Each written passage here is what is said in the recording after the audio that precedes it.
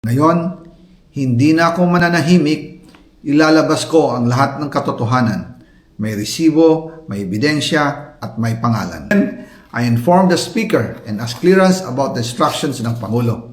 At ang sabi niya, wala tayong magagawa.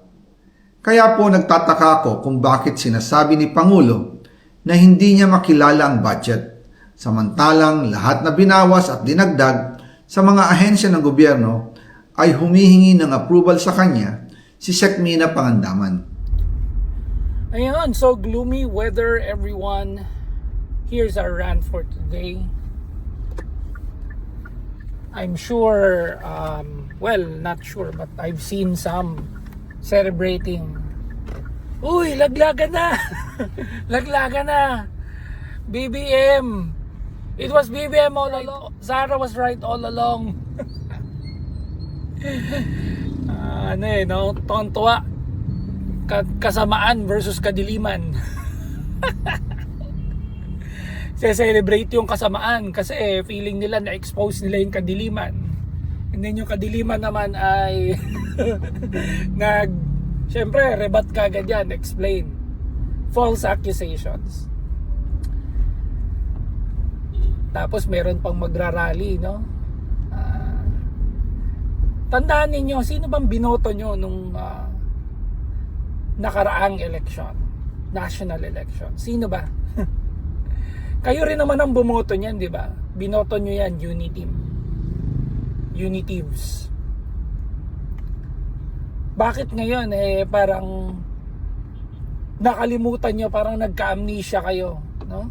Na kayo ang todo nag-endorso niyan. Okay? Una pa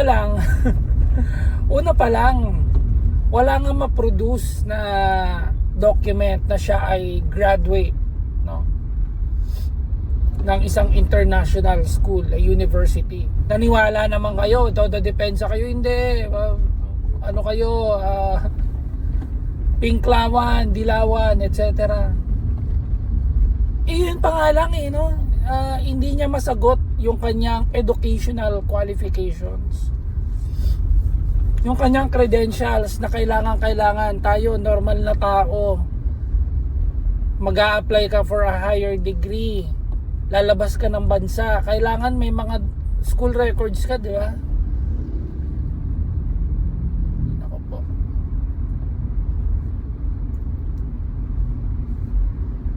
Doon pa lang dapat major red flag na yun na nagsisinungaling yung tao, pero hindi, pinilit nyo pa rin, di ba? Pinilit nyo pa rin iboto. 30 million against 15 million.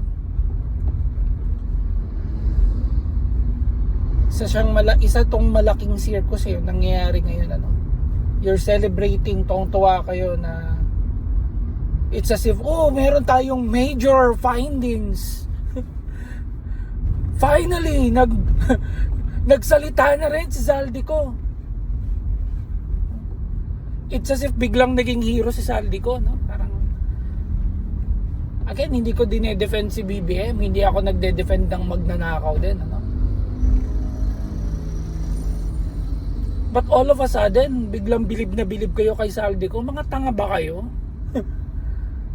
Or tanga talaga kayo? Magnanakaw nga yun biglang bumaliktad lang bilib na kaagad kayo. Stupid people. Again, hindi ko din i-defend si BBM, ano? Ayoko magdepensa ng magnanakaw, pero kung alam mong kasali ka,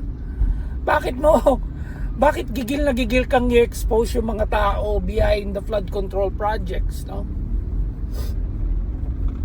Siyempre, meron talaga siyang gustong i-pin down dyan. Meron siyang gustong i-expose na tao dyan. Diba? And itong si Zaldico, ano na lang yan? Kumbaga, last act of desperation. Desperate moves, kumbaga. Hindi naman babalik yan dito. Hindi yan para pumunta pa dito at speak under oath. Profess under oath. Hindi na niya gagawin yun. Siyempre, bakit? Kumbaga, nakatakas ka na nga eh. Di ba? Sa kanya na rin nanggaling na alam niya, galit na galit ang mga Pilipino sa kanya. Talaga, galit kami sa'yo. Siraulo ka ba? Bilyon-bilyon yung ninakaw mo. Nagpakasarap ka. Ang dami mong mga helicopter, private jets, mga properties and whatnot. Tapos nung nahuli ka na, nagtago ka, tapos sasabihin mo na parang, oh, pasensya na.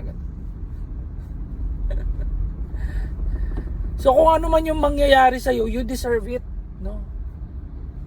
Hindi dapat gino-glorify ang tao na yan dahil magnanakaw yan. Pare-pareho lang silang magnanakaw. And kayo naman, mga tao, please lang, bumoto naman kayo ng tama. Mag-e-election na naman. Kung ano lang sabihin ng leader ninyo, follow lang kayo ng follow, hindi kayo nag-iisip eh. Papakahirap kang graduate ng bachelor's degree, boboto mo, walang degree. Boboto mo, nakulong na in the past. Samantalang ikaw mahuli ka lang for a traffic violation nag-seminar ka pa, ang dami mong pinagdaanan, ano? Tapos boboto ka ng nakulong na in the past, na-convict na in the past. Guys, mag-isip naman kayo. Boboto ka ng undergrad. No disrespect to undergrad, no? Pero dapat nag-a-apply ka for the highest position in the land. Dapat naman. Baka pwede naman, no? Na hindi questionable yung educational qualifications. Diyos ko naman po. Tayo nga kakarampot ang salary, nagma-masters, nagdo-doctorate. Tapos yung mga nilalagay natin sa higher position, tangina, mga walang, hindi man lang nakagraduate ng bachelor's degree. Isip naman kayo, guys. Huwag blindly rally lang at sunod lang ng sunod, hindi nag-iisip.